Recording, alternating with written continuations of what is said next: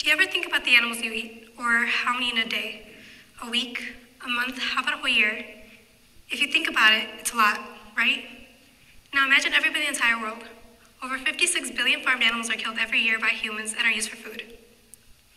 Now, we don't ever really consider animals to have feelings or anything like that, but they do. They're not just our food products, but they're living, thinking individuals like us. And I believe that since we eat animals, we should at least take into consideration everything that they go through. About 56 billion farmed animals were killed last year, as in cows, pigs, chickens, turkeys, and etc. Most, if not all, animals are treated very horribly during their short lives in slaughterhouses. They are beat and crammed into extremely small cages and crates. They are usually piled on top of each other, unable to move or do anything really. And the same thing goes for animals while they're being transported. They're jammed into truck crates. They're jammed into truck crates for extremely long periods of time, and when they reach their destination, usually the slaughterhouse, they're unable to walk, let alone stand up for themselves. Now, when it comes to the actual killing, everything just gets worse. Chickens and turkeys are shackled upside down, paralyzed by electrified water, and dragged over mechanical throat-cutting blades. Now, most of the chickens and turkeys are still completely conscious while it's all happening. In 2015, 8 million chickens and 200,000 turkeys were killed.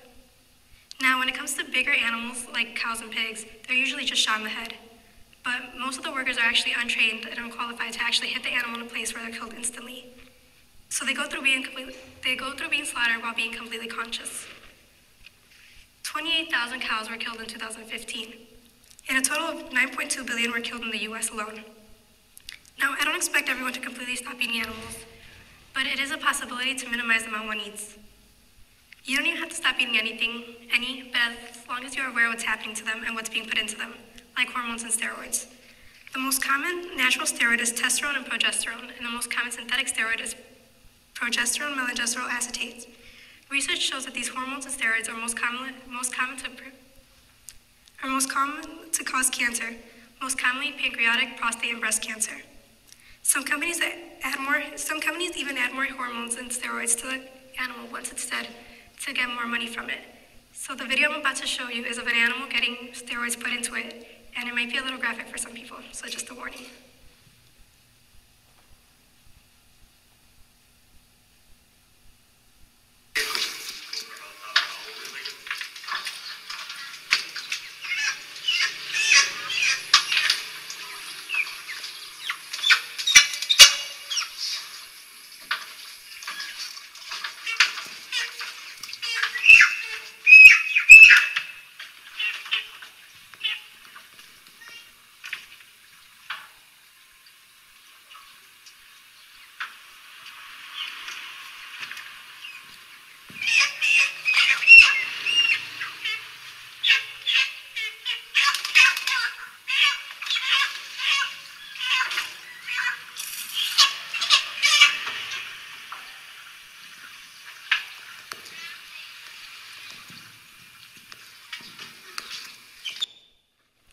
Companies that don't use any antibiotics and have their products raised naturally are Applegate, Organic Prairie, 365 Everyday Value, and Coleman Natural.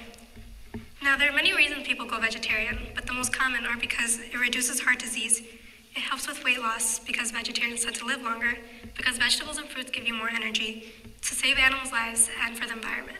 Most people don't realize that the killing of animals actually affects our environment. Some videos that show you how things are Cowspiracy, Earthlings, and The Best Speech You'll Ever Hear. Earthlings is a very graphical film. It shows you everything that happens inside of a slaughterhouse without anything being hidden, and personally, it made me cry my eyes out. Cowspiracy is more of an educational film. It shows us how the meat and dairy impact our our environment. And The Best Speech You'll Ever Hear is very informative. It answers about every controversial question having to do with vegetarianism. In conclusion, I'm not asking you to stop eating animals. I'm just asking you to take into consideration everything that your food goes through before actually becoming your food. Thank you.